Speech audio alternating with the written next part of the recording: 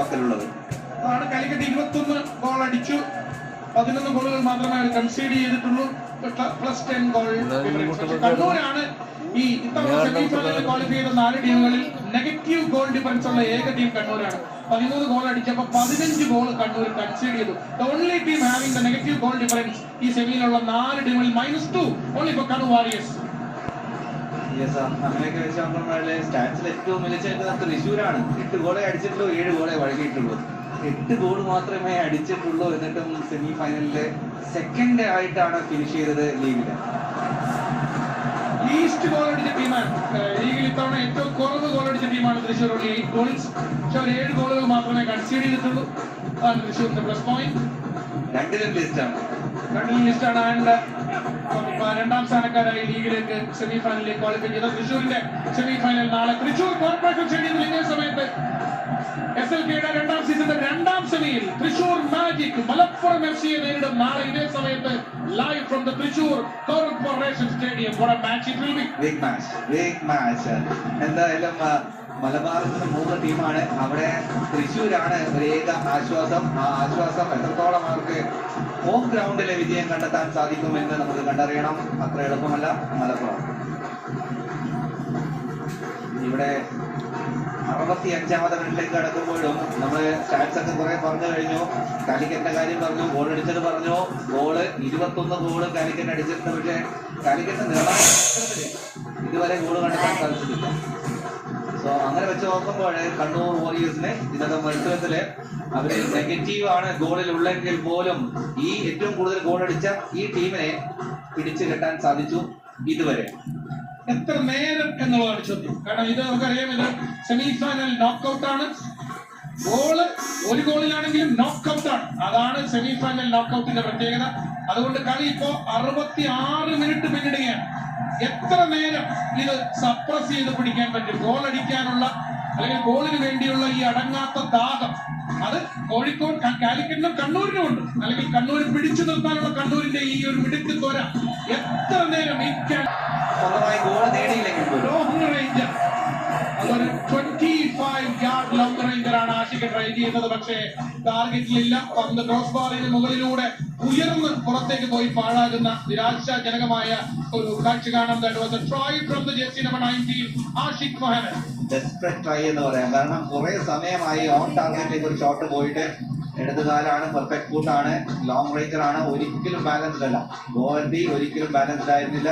നേരത്തെ നമ്മൾ സൂചിപ്പിച്ചുകൊണ്ടിരുന്ന കാര്യം കണ്ണൂരായിരിക്കും വളരെ ഹാപ്പി ആയി നിൽക്കുന്നത്. കാരണം കളിക്കന്നെ ഗോൾ അടിപ്പിക്കാതെ പരമാവധി കൊണ്ടുപോവുക, അവസാനം ഒരു ചാൻസ് അതെങ്ങനെയെങ്കിലും ഗോളാക്കി മാറ്റുക, അത് തന്നെയായിരിക്കാം കണ്ണൂർ ആഗ്രഹിക്കുന്നുണ്ടാവുക. പക്ഷേ കാലിക്കറ്റിന് എത്രയും പെട്ടെന്ന് ഒരു ഗോൾ അടിക്കുക, രണ്ടാമത് ഗോൾ കൂടി അടിച്ച് ഈ മത്സരം കൈപ്പിടിയിൽ ഒതുക്കുക, അത് തന്നെയായിരിക്കാം കാലിക്കറ്റും ആഗ്രഹിക്കുന്നത്. പക്ഷെ ഇപ്പോഴും നിലവിൽ ഹാപ്പി കണ്ണൂർ.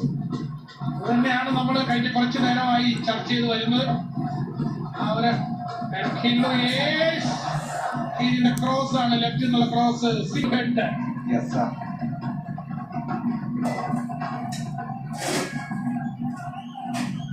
സോ ആ ഒരു അവസാനത്തെ എല്ലാ വിഷവും നിറച്ചുകൊണ്ടുള്ള അവസാനത്തെ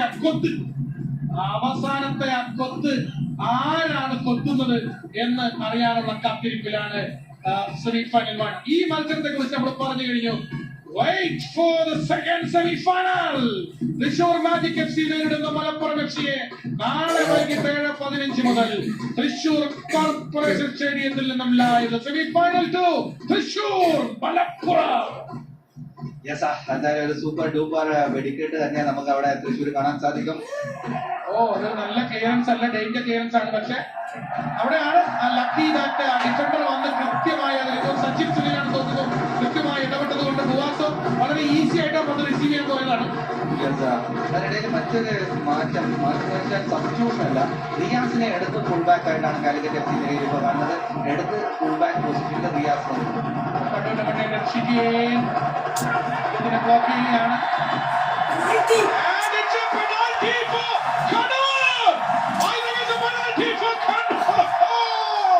പേര് ഞാനൊന്ന് പറഞ്ഞോട്ടെ, റിയാസ് നമ്പർ 18 ഇടത് ഫുൾ ബാക്കായി വന്നു എന്ന് പറഞ്ഞു മാത്രമേ ഉള്ളൂ. അപ്പോൾ തന്നെ റിയാസിന്റെ കാലിൽ നിന്നുമാണെന്നാണ് ഞാൻ മനസ്സിലാക്കുന്നത്. സോ ആ വെനമസ് കൊത്ത് ആര് കൊത്തുമെന്ന് ചോദിച്ച് 2 മിനിറ്റ് കഴിഞ്ഞിട്ടില്ല. കളിയുടെ 69ാമത്തെ മിനിറ്റിൽ കാലിക്കറ്റ് സ്റ്റേഡിയത്തിൽ, കോഴിക്കോട് സ്റ്റേഡിയത്തിൽ കാലിക്കറ്റിലെ കാണികളുടെ കൂടുതൽ കാണികളുടെ മുന്നിൽ കണ്ണൂരിന് അനുകൂലമായ ഒരു പെനാൽറ്റി ലഭിക്കുകയാണ്. റിയാസ് തന്നെയാണ് ഇപ്പൊ പറഞ്ഞു നിർത്തുകയേ ഉള്ളൂ. ഇടത് ഫുൾ ബാക്ക് പൊസിഷനിലേക്ക് റിയാസ് വരുന്നു. അവിടെയാണ് അവിടെ ഒരു ഫൗള് ചെയ്യപ്പെടുന്നത്. Tackling from behind, no doubt റഫറിക്ക് അത് വിളിച്ചേ മതിയാകുള്ളൂ. കാരണം അത് ടാക്ലിംഗ് ഫ്രം ബിഹൈൻഡ് പെനാൽറ്റിയുടെ അകത്താണ്. യെസ്, ഡെലിബറേറ്റ് അല്ല, പക്ഷേ അത് ടാക്ലിംഗ് ഫ്രം ബിഹൈൻഡ് ആയിട്ട് കൺസിഡർ ചെയ്യപ്പെടൂ. കാരണം പ്ലെയർ ഫൗൾ ചെയ്ത് വീഴപ്പെടുന്ന പ്ലെയറും ഫൗൾ ചെയ്യുന്ന പ്ലെയർ ക്ലിയർലി ഇൻസൈഡ് പെനാൽറ്റി ബോക്സിനകത്താണ്. ക്ലിയർ കോൺടാക്ട് ആണ്.